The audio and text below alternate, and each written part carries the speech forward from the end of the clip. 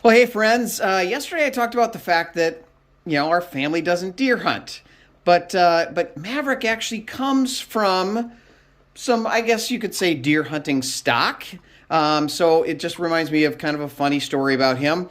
He's actually an Amish dog. We got him from an Amish farm, and I want to show you a picture of what we saw when we were there.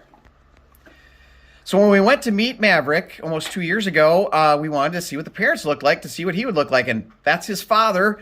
Looks a lot like Maverick, doesn't it?